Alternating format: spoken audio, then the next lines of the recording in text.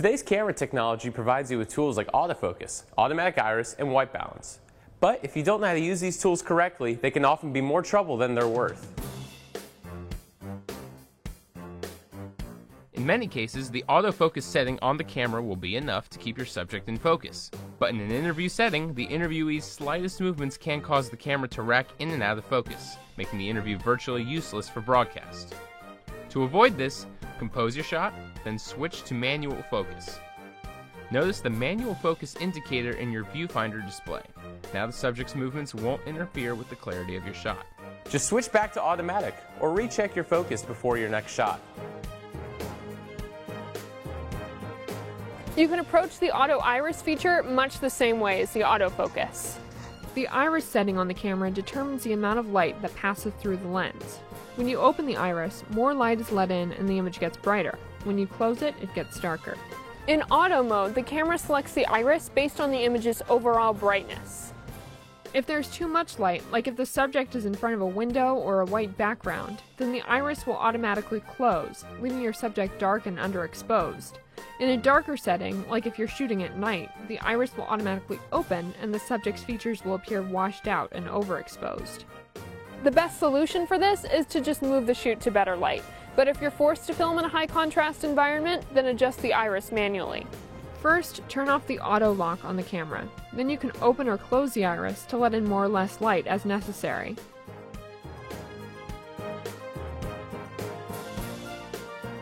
Different types of light give objects different shades of color. Sunlight gives a blue tint, compared to a reading lamp, which is more orange. Fluorescent lighting gives a green tone. Now your eyes automatically compensate for these differences in light temperature. Your camera's auto white balance feature tries to do the same thing, but it isn't always as effective. This is mainly because images are often bathed in more than one type of light. This office uses fluorescent lighting, but the windows allow some sunlight to mix in. There's also light from the desk lamp and the computer monitor. All of these sources make it difficult for the camera to automatically choose the right color correction. Compare the shot with this manually corrected one. Manual white balancing recalibrates the camera to give off a pure white. You will now be using the new color settings, so if you change your location or lighting, you're going to need to reset the white balance.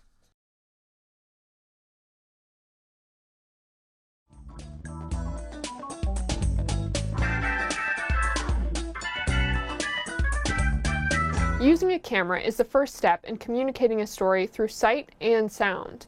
Beginners often forget how important sound is in storytelling. Professionals use their ears as much as their eyes.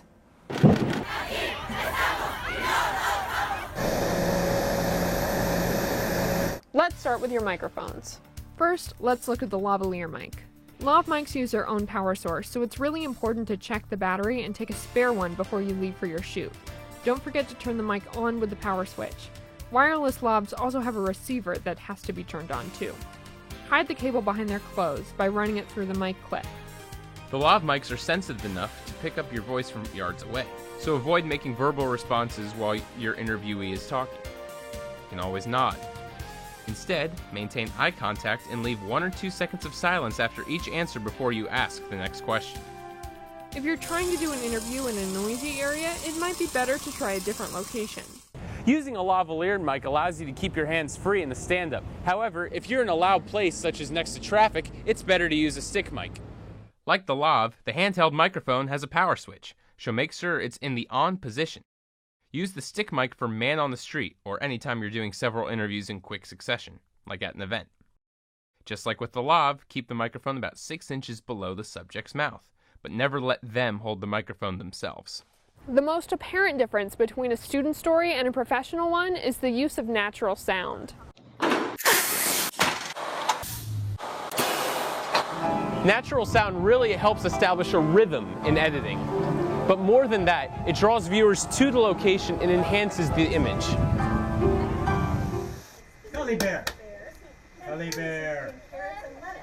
The camera's built-in mic will pick up all the ambient sound and should really only be used for broad B-roll shots.